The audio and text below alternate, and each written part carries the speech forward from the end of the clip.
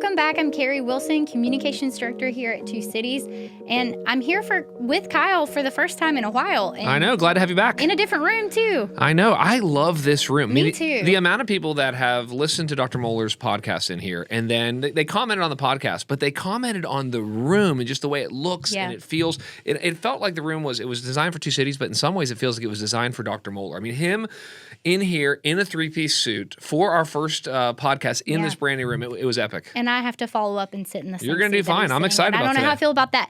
But I will say, this room, I mean, I feel like before we were doing a podcast. Yes. Now I feel like we are doing a Yeah. podcast. Well, I think part of what it says is the investment we're trying to make I think so. in the podcast ministry. I mean, I really consider it a ministry. When you think about it, it's one of the largest ministries in our church now. It's one of the ways that we maybe digitally disciple people throughout the week.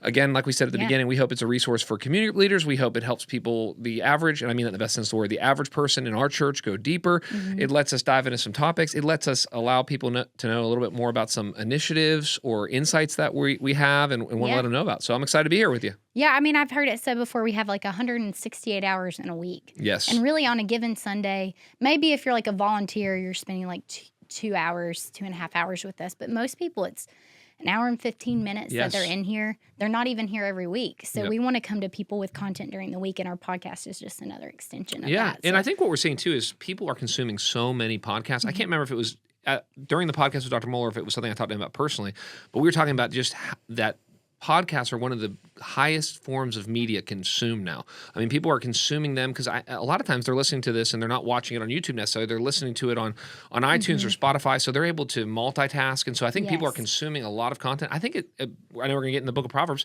Part of the teaching of the book of Proverbs is that people love to learn. People love to teach. People love to learn.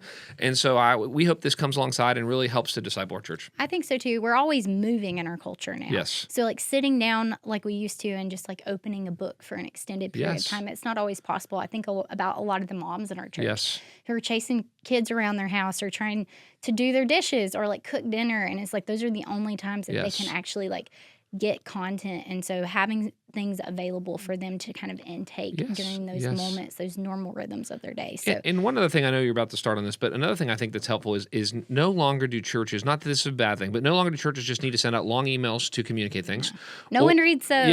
Or you would know this, yes. or long blogs, or even specially held meetings. We're not against a specially held meeting. But what I love, if we wanted to talk about something, next week we're going to talk about Hold the Rope.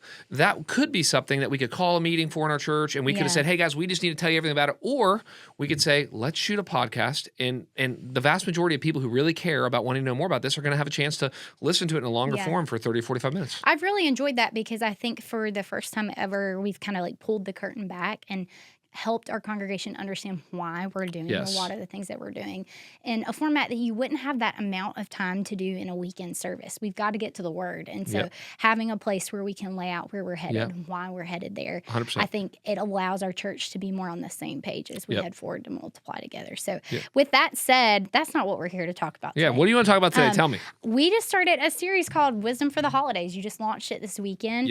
And, I can't think of a better time of the year for wisdom than the holidays. I think our promo or bumper, if you've seen it, it's cute, right? And I think it lays it out. The holiday shopping, the traffic here and there, just the chaos, the family tensions, unmet expectations. The holidays, a time where we imagine like we're going to feel joyful and we're celebratory and all these things, a lot of times can be a time of chaos and confusion and maybe unmet expectations. And so excited to hop to this with you today.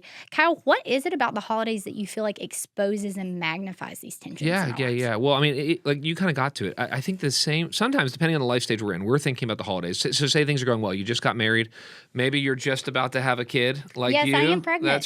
That's right. So this is your last, by the way, your last Christmas and Thanksgiving as just a couple. It's crazy. That's going to be crazy and exciting for you. And then you'll have to rearrange how do the in-laws communicate, connect all this anyway. Such fun. So I think that there is unique tensions at Christmas and Thanksgiving. One is we stack our holidays together as Americans. So we have a lot going on. It starts with Halloween and then Thanksgiving and then Christmas and then New Year. And I think it's a mixture of a couple things. You usually, I don't want to speak for all of the people listening, but many of us have a little bit more time off. If our kids are in school, they have time off. So it's like, okay, the kids are home. mom and or dad's home. They're not working. There's this pressure to like, how should we use this? There's all the pressure of like, there's the financial pressure on two ends. There's the pressure of, people feel like, man, I can't give my kids or I can't give my wife or my husband the Christmas I wish I could give them. Or sometimes people go, we actually have a good amount of money, and what should we do though? How do we not spoil our kids? How do we keep a big thing for Christians is how do we keep Christ at the center of Christmas? These are all like, do I do an Advent calendar? How do we think through all of these different things? Then there is you mentioned briefly, but the family dynamics. And so there's, this is only amplified, and you'll see this as you get married, because it's like, okay, or you're married. I'm sorry, you are married. I knew that. Yes, yes. I did perform that wedding. But as you have kids, because then you decide. I remember when Margie and I were first married, it's like, okay, we'll be at Christmas at your place this time, and then we'll be at Margie's parents next time, and then you have the kids, and you kind of travel. But then there's that day where your kids are like, Dad, Mom, we want to wake up and have Christmas at home, and then you got to navigate that. And anyway, there's lots of emotions there's and all tensions of there. that. My sister and I just got in an argument about it the other day. She wouldn't mind me saying this. It's just like we have lots of expectations, and things are constantly changing. Our families are transforming. And the principle with expectations is they're usually not known until they're not met. And so it's like, okay, well, I thought, we never talked about this, but now we need to re-talk about it. And, you hear me talk about this to staff about this a lot, but I really do think that one of the rules for life is so complex, you have to talk about it all the time. It's like you have to just talk about the holidays. You have to talk about it with your spouse. You have to talk about it with your kids. And you have to go, okay, you have to try to set up your own traditions. And so I think all of those reasons, also, we called it wisdom for the holidays. Also, as we head into the new year, I think right around now, certainly December, people start to think about the new year. They start to think about how will next year be different. They start to, if they're at all thoughtful and introspective, they start to think about how their year was. So for all of those reasons, I thought it would be a great series. Also, you'll know this, but our listeners won't. This was a series I thought about doing last year. Do you remember this? Honestly, I think for a couple years. Yeah. I've always had this idea, like, hey, wisdom for the holidays, and it's kind of. I wasn't sold at first. Yes. Well, and I was worried. Actually, full disclosure, we were moving into this new building last December, and I was like, guys, I don't know. It's kind of a difficult series. We'll kind of get into this. Yeah. It's a difficult series because in the book of Proverbs, it's impossible to preach it expositionally in the sense of verse by verse, just going through it. So many different topics, like within the span of a few sentences. Yes, all over the place. So any commentary, and I would encourage our listeners to pick up commentaries. By the way, bestcommentaries.com. I'm going to just drop that. I don't get any royalties from this. Bestcommentaries.com is a great place to find commentaries on certain books of the Bible. I always use it. But anyway, any commentary you look at, it's going to break up Proverbs into a bunch of themes and topics. And so for that reason, I thought, I don't know if this is the best book as we're heading into a new building last year. Now I'm very, very excited about it. We'll get probably into some of the themes and topics. It's the kind of book, it's very different, but it's kind of like parables in the sense that I feel like I could return to the book of Proverbs in a year or two, and we could cover 6 or 8 different topics that it addresses that we just don't have time. We're trying to pick out what we think are the most pressing issues from the book of Proverbs for our church right now and for the holiday season. So we'll be dealing with things like money, work, parenting, decision-making, planning, all of those kind of themes. Yeah, and what are some of the things we maybe won't have time to dig into? Yeah, there's so many themes. There's a whole theme of righteousness, and there's a whole theme of words. Words is a massive theme in the book of, that life and death are in the power of the tongue. One of the things we're not, and this kind of maybe lets people listening know this as well, and this is the kind of stuff you and I talk about and others do behind the scenes. Sometimes I have to ask because I'm preaching to the same people week in and week out. So I have to go, well, what did I already talk about that maybe we don't need to address? And so one of the reasons that we're not addressing marriage is because marriage more recently came up in our Genesis 1 through 11 series. Quite extensively. Yeah.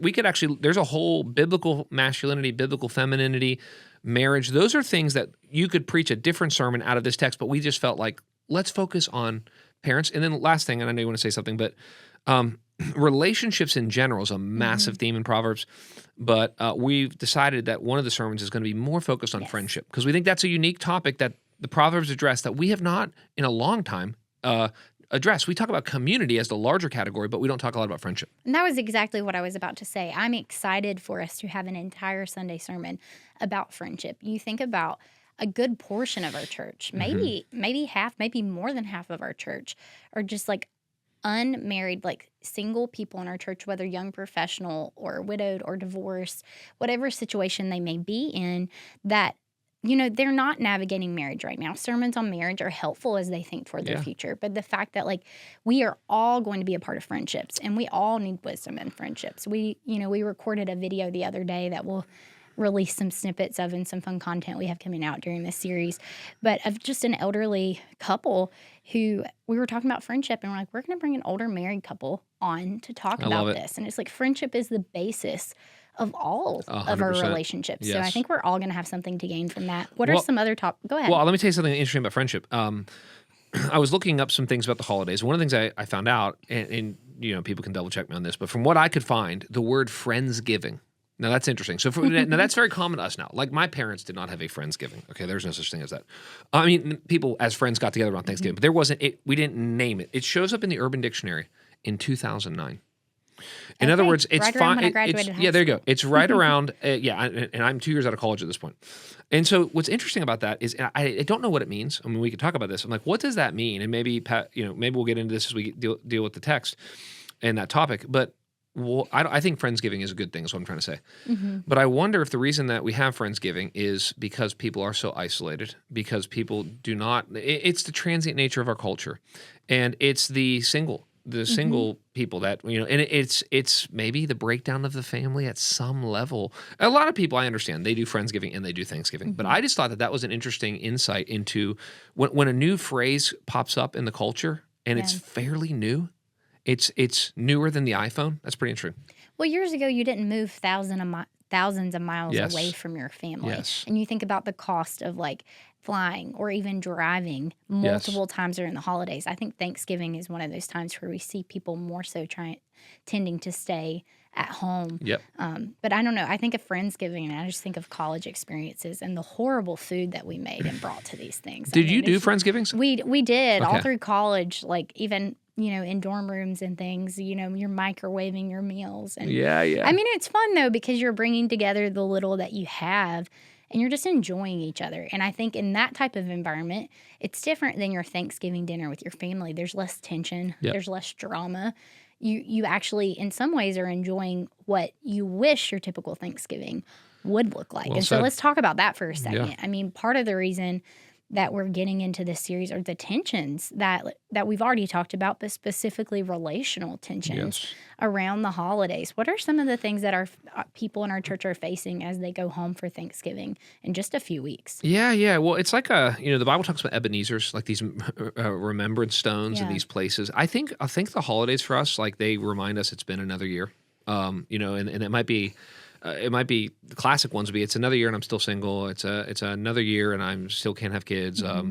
So there's some of that. I think, people, like you said, forced is a strong word, but you're basically forced to confront your nuclear family, your family of origin again, and I've been in enough Thanksgivings and over the years, you realize you show up and you're like, why isn't Uncle Bob here? And, it's like, or why wasn't Aunt, Susu invited in? And so I think you see some of this. And then, of course, there's just all of the conversations, the classic, SNL has done skits about this, the conversations that happen at Thanksgiving. Well, we just had a presidential election. That's what I'm saying. That's going to be a topic of tension at a lot of family tables. 100%. And so people just, they avoid it. They're like, I don't want to even deal with this. So I think that's some of the pressures. I'm trying to think of, off the top of my head, I think, because I said some things earlier, I think those are the main things I can think of right now. Well, I was just thinking about, as we dug into Proverbs, and we'll back up and talk a little bit more about wisdom literature here in a second. Proverbs describes 3 different types of people: the simple person, the fool, and the scoffer. And as we go to the holidays, we're going to encounter all 3 of these categories of people. Like, how do we respond wisely to these different types of people?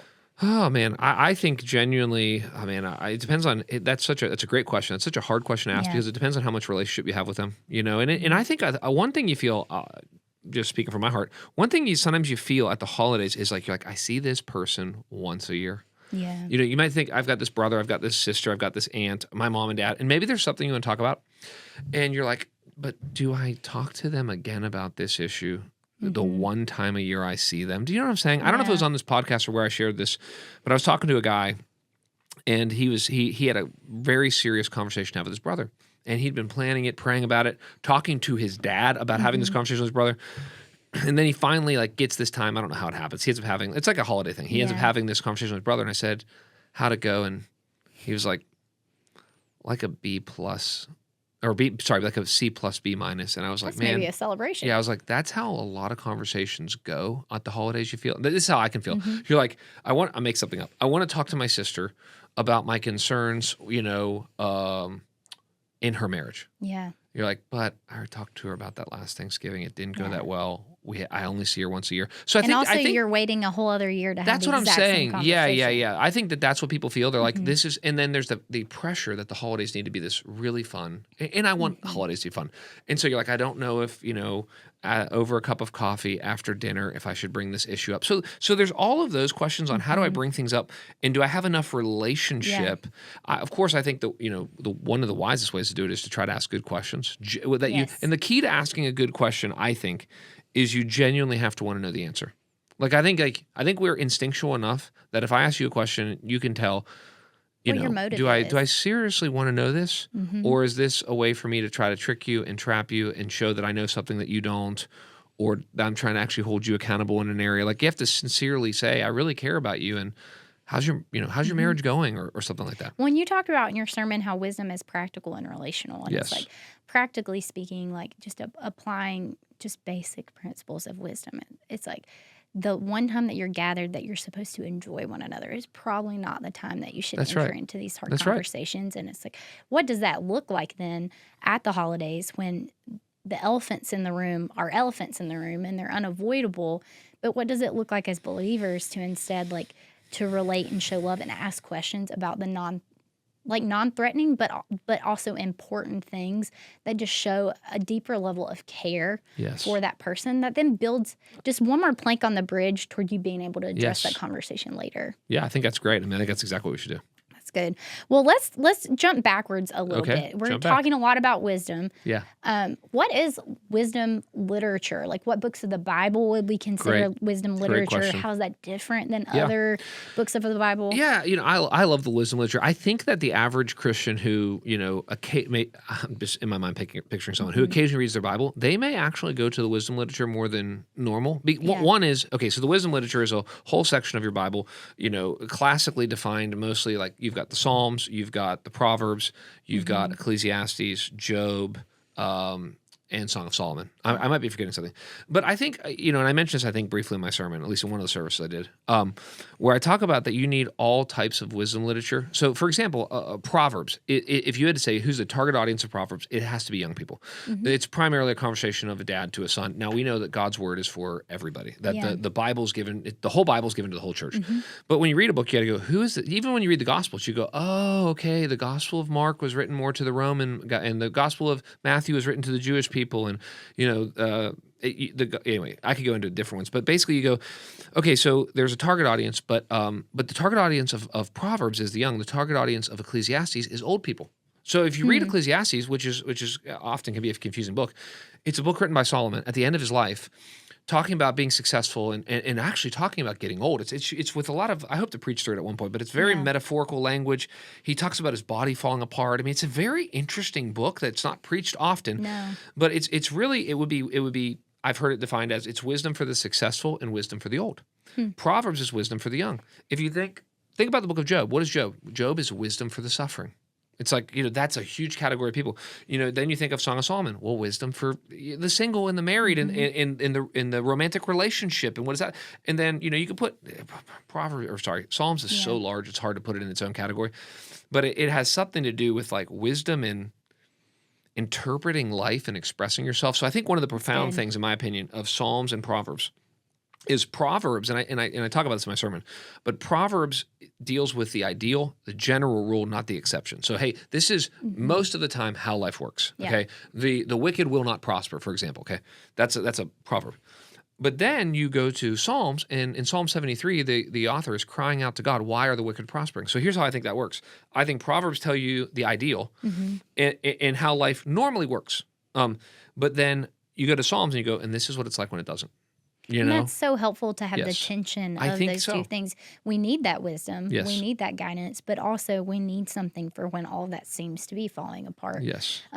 Yeah, I love the Psalms. We could talk about that another time. But I think, just to go back real quick, I think wisdom literature is so important, especially the book of Proverbs for young people. Yeah. I mean, it was the training text. It was the textbook and training manual for the young leaders in Israel.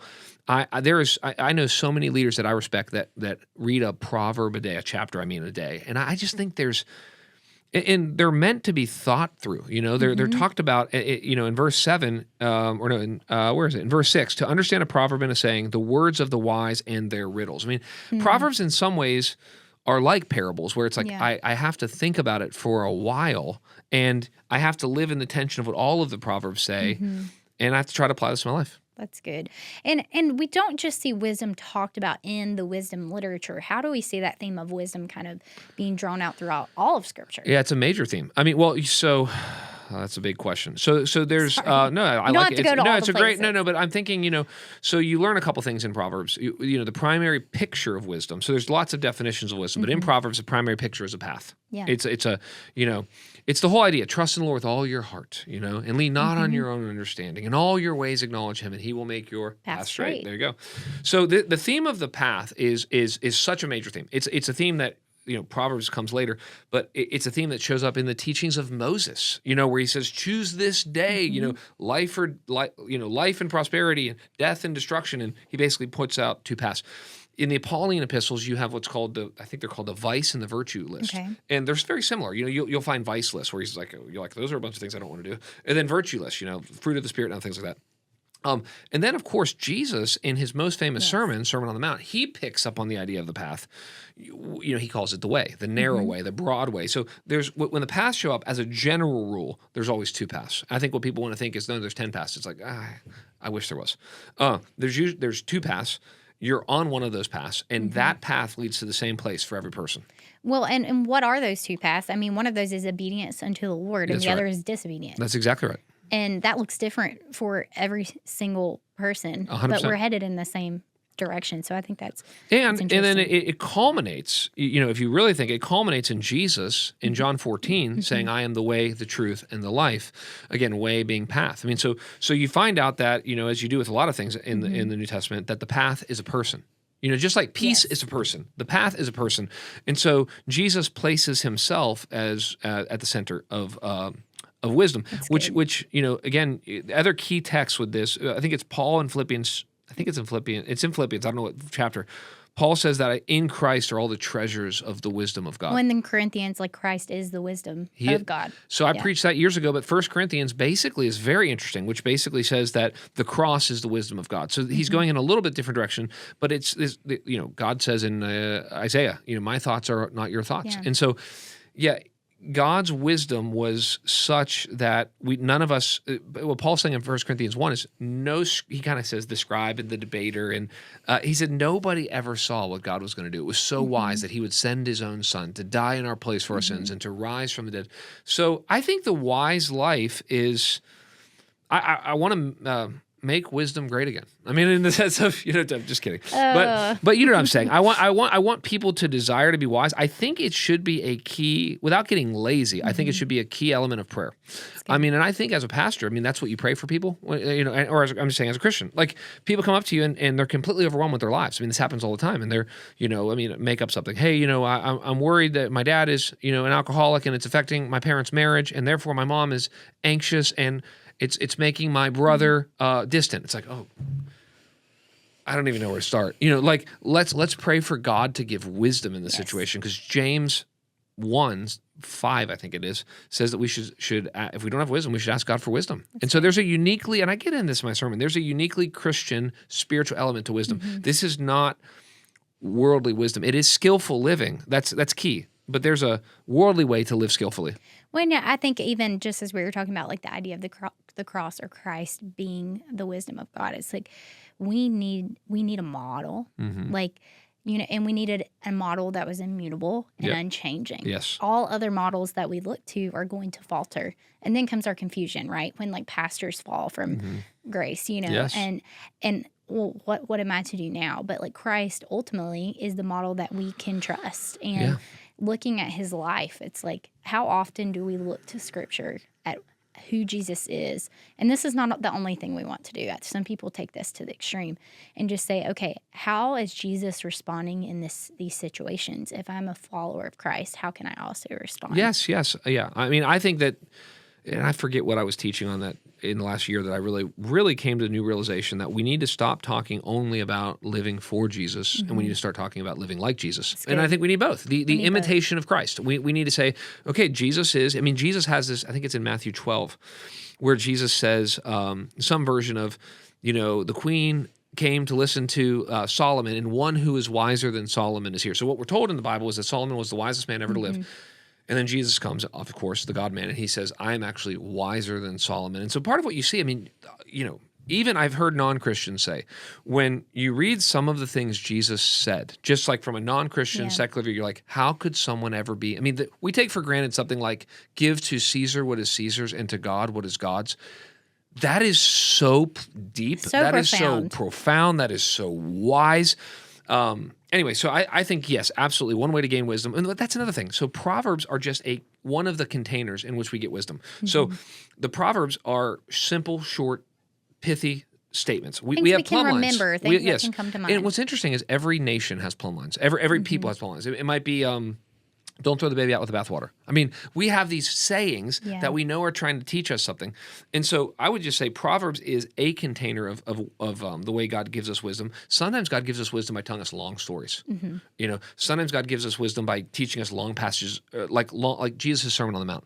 Sometimes wisdom is gained by example. And the truth is we need all of it. Like one of the things that we haven't talked about yet, but one of the reasons that we're doing this series, we're doing it because of the holidays, but we're doing it because, in general, I want my teaching to be practical. I hope I hope it's deeply biblical but intensely practical. And but I also feel like Proverbs is a unique book in a moment where we have so many young people in our church and so many people who we've talked internally about this being a help with how series. That's how I've thought of it. Yes. How does this fit under the larger multiply initiative? Well, we told them why to multiply. So we're like, I hope people are, if they're in our church, they know, why do we multiply? We were made to multiply. That's simple. Deep, but simple. Genesis 1:28, God's first word to humanity. Like, okay. And then we spent, so really the first few weeks, if people were listening carefully, we were talking about why to multiply. Yes. Then we really pushed at the end of the series of what to multiply. We're like, okay, I know it's, you may feel a little uncomfortable. We're putting a little healthy pressure on you. We want you to write something down to multiply, do it badly, do it poorly. Like, someone told me one time, like, a poor plan is better than no plan, because then you'll be like, all right, I need to move and change. So we did why to multiply, we did what to multiply, and then really this series is how. It's help with how, and I just think that, I don't know if it's the fatherless generation. I just feel like more than ever, not just the millennials, I don't even know how to break up all the generations, but the iGen, whatever we want to call them, okay?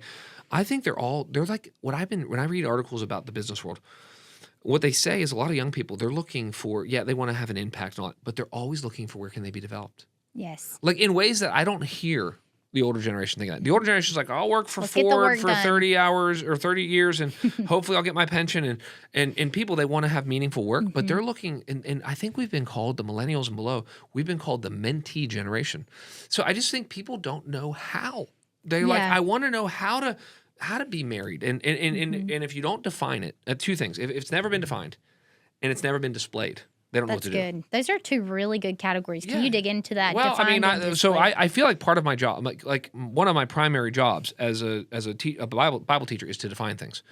So I won't redefine it, but I redefined wisdom. I gave like 5 definitions of wisdom. One of them is how do I live out God's word in God's world? And part of what I feel like I need to do is I need to give categories and I need to define things. What is a disciple? What is Christianity? All of that stuff. So, but that's defining it. Then displaying it is like, man, I've never seen this. I'm thinking about like, if a young couple says, I struggle to put Christ at the center of Christmas, my immediate guess is one or both of them did not grow up in a Christian home. And that's 99% of the time true. They're like, we had a great Christmas and we loved Santa and we had stockings, and I'm not saying that stuff's bad, but they're like, we don't know how to do Christ at the center of Christmas, and you're surprised by how many people have never seen a functional family, Christian family, sit down and start with prayer and have meaningful conversation and discuss the Bible, not in a weird way, and they've never seen a husband and wife. You get it. So I do think that because for many people it's never been defined and it's never been displayed, they're lost. And I don't mean that. I'm not patronizing people. And so we want to. I'm just going to God's word for it. But I feel like I want this series to be so practical people can't stand it. I mean, you know what I'm saying? I'm kidding. But where they're like, because in next week, I'm going to get into planning and decision making, and that is maybe the most practical. I mean, they talk so much about that, but we're going to get into the weeds of: do you have a to-do list? Do you have a calendar? And what a great thing to talk about as we head into just the like new some year. basic things, and you'd be amazed at how many people just have never been taught that. I mean, we don't even have maybe did we talk about this, like home economic classes? Did we talk about this? No, we haven't talked about it. Basically, like the whole for men and women, I'm saying like the whole discipline of like home economics that used to be like a part of the education is gone, and people don't even like we graduate college and like no one ever taught me how to budget. Like, how is that possible? No one's taught me the basic things. And then, mom and dad don't fill that gap, or mom and dad have passive permissive parenting where they're like, well, she or he will just figure it all out. And they're like, I'm 27 and I didn't figure it out. Because mom and dad just did it for me. Yes. And just expected I'd figure it out. So all of that leads to this like nuts and bolts just for 6 weeks. This isn't, I wouldn't preach like this for a year, but at the end of the year, like people, I just think people are going to have, one of the things I'll say here is often is I don't want to give people rules as much as tools. And I believe the Bible has rules, but I think what they need is tools. They need, actually, if we use another T, they need tables and tools. The table is, I need a place to talk to people about this. Like that's their community group. That's your DNA group. That's your friends. And then you need tools. It's like, well, all right, at the table now give me some tools. And people are so unbelievably helped by that. You just give people basic things. I see this in premarital counseling. I mean, I'll take couples through, they've never budgeted in their whole life. Like really. And it's like, well, guys, hey, you don't even have to do it afterwards. But like, I want you to create a potential budget as you guys head into marriage. I'm not going to look at it. I don't want to know anything about it, but I just want to give you the discipline. And many times that's the first time either of those couples have ever set a budget. Well, I just think about like primarily over the course of history, even, and I'm a huge proponent of public education. So this is not what I'm saying. You and I have had a lot of conversations. Yeah, about that. You were a public school teacher. I taught public school for almost 5 years. I see a lot of value in it. But, traditionally education was a responsibility of like the immediate family, like a lot of like, how do I live my life in this world, like daily task, like taking care of a home or like budgeting, like you talked about, or just next steps into marriage and dating and all of those things. And as we've like shoved that responsibility onto other people, like the church or the school system, then those things are actually falling through the gaps. Do you want to speak to that at all?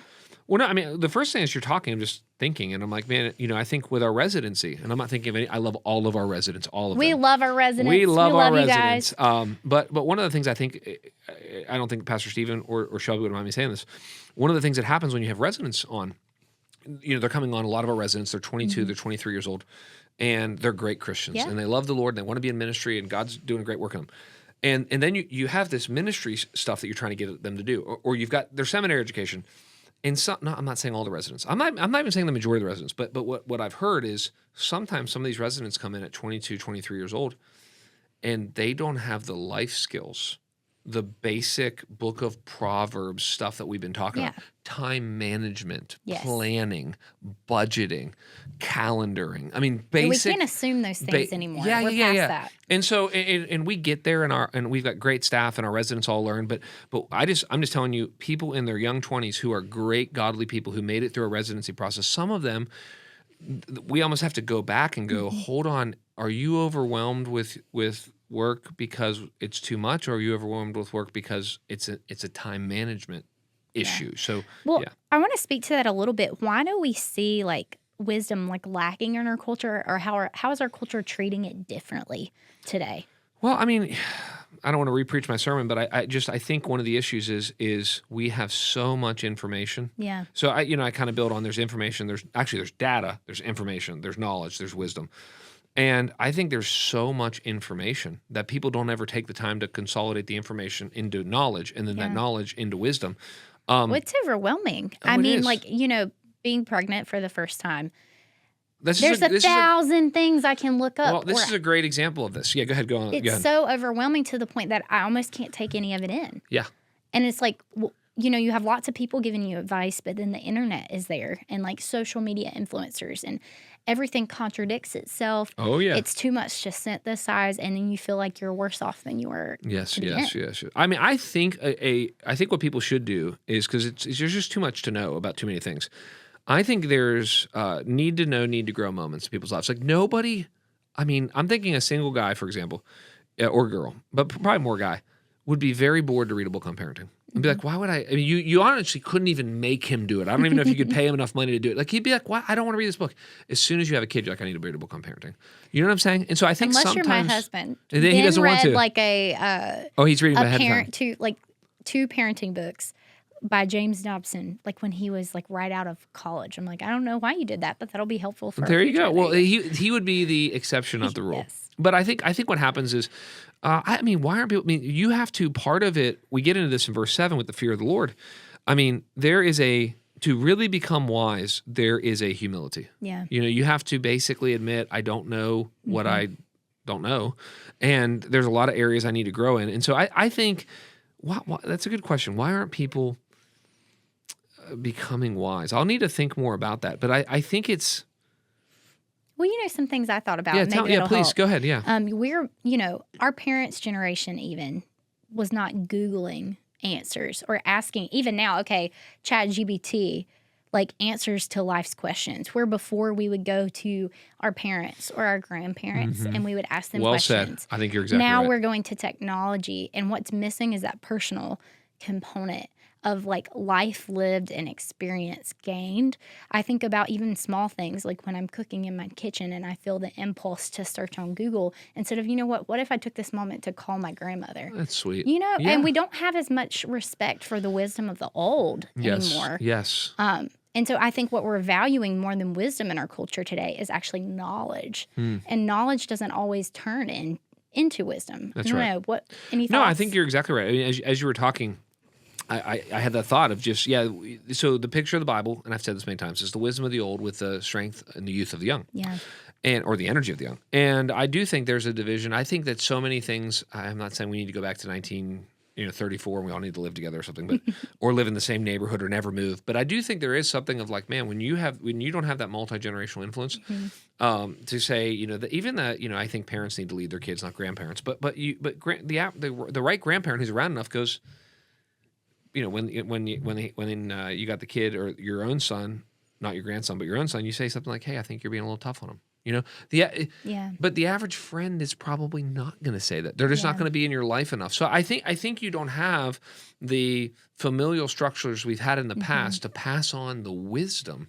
Yeah. A lot of times you see once your kid's 18, they go off to college and then they go live somewhere else, and after that, you see them a couple times a year, and there's not that back and forth. When Scripture's telling us to go to those who are older than us and seek wisdom, and then we're not, and I just think about how that impacts that, not only us, but like the older generation, whereas before they would have been revered and honored and like sought for wisdom. Now they find themselves more and more isolated with no one. I think you're right. Knowing it. So that's a bigger question for another day.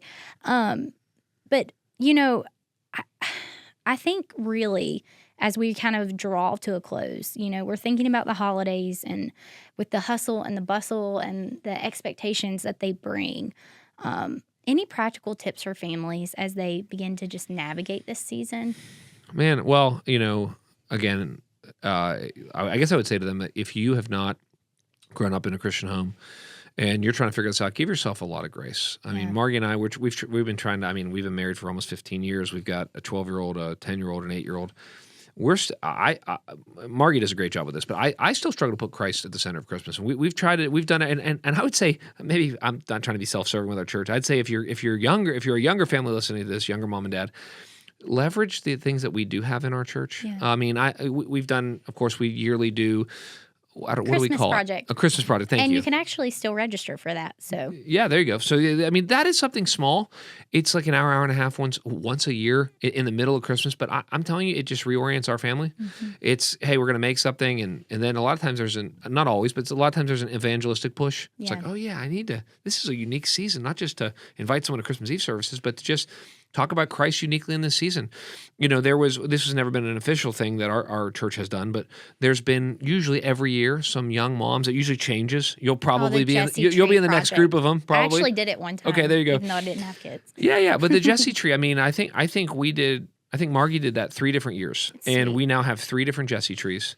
With so each kid, because I got 3 kids, we have 3 kids, and so we have the different ornaments. And I think maybe a real practical thing I would say is, I think consistency is more important than duration of something. I think something small. Like a lot of times, if you're trying to put Christ at the center of Christmas, and maybe that's an Advent calendar, maybe that's Jesse tree, maybe that's some other little devotion. I don't know what you're trying to do, but my whole point would be, don't feel like you have to do this long thing every night. You can't go from zero to hero overnight kind of thing. I think you say, I don't know if I've shared this before, but someone told me years ago, the rule for devotions is they should be the number of minutes of your youngest child. Yes. So I'm like, if someone's listening and they're like, oh, I've got a 7, a 5, and 3-year-old, then shoot for a 3-minute devotion. Your 7 and 5-year-old will be glad, and your 3-year-old can sustain that. And then I think... I was just thinking of, too, yeah, please. We just had the Summit collab here for a conference, workers from other churches. And I know we had Clayton on here, the Kids Company Good Kind. They have those Advent blocks. There you go. I actually won a prize, a raffle of a lot of his stuff. It's great stuff just for helping families build rhythms around. And what's it called again, just so people can know? Advent blocks. Advent blocks. Good Kind, I believe, is this company. I think so. Is that right? That's right. I've been seeing a lot of ads, so they're advertising. So if you see the ad, click on it. But just something simple as a block you can turn in a simple devotion that you can read that's already laid out for you with Jesse tree or Advent blocks or something like that is helpful. But what else? How can we help parents just breathe? Not just parents, but all people going into the holidays in their different situations. Just breathe a sigh of relief at a time of year where we don't get to do that much. Yeah, I mean, I don't know. I always tell. It's funny. I just did what do you call it? I did a wedding. What do you say? I oversaw a wedding. I officiated. That's the right word I'm looking for. I officiated a wedding a couple weeks ago, and I married some people. There you go.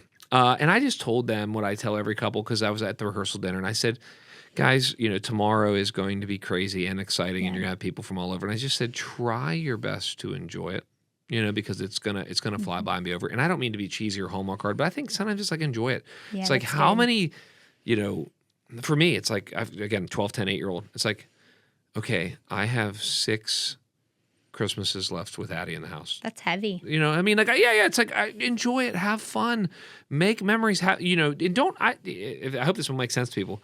Don't try to be more spiritual than God is. Just have some fun traditions. Mm-hmm. Yes, put Christ at the center. And learn how to say things simply. To my kids, I'm like, listen, guys, the reason we give gifts at Christmas, and I love it, and let's give each other some gifts. And let's, if a parent doesn't want to give gifts and they want to do something different, that's fine. But what I'm trying to say is, I think sometimes the religious spirit would say, we really want to make it about Christ and not about presents. It's or you could redeem it and go, this is what I tell my family. My kids know this. It's listen, why do we give gifts? Because God gave the biggest gift at Christmas. And I told my kids that, and I remember when Elon goes, I didn't know that's why we gave gifts. It's absolutely, that's why the Mercers give gifts. God gave the biggest, best, greatest gift at Christmas. Why wouldn't? That's why I want to get you something good for Christmas. You know what I'm saying? Yeah. And then things have your other traditions. Like your kids are gonna love what you love. It's for us, it's we're gonna watch Home Alone 1. Yeah. We're gonna watch Home Alone 2. We're gonna watch and sing all the songs to Spirited. Yeah. We're just gonna. I love that movie. Yeah, I know you do. You won me over.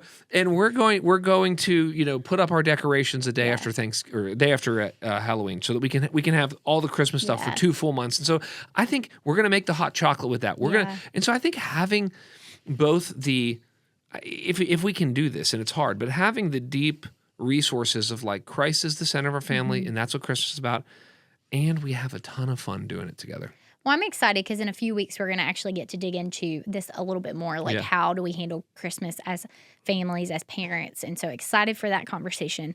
But I think if anything, what I would want people to hear today is the things that you are getting frustrated or anxious or nervous about over the holidays probably aren't worth the time that you're giving them.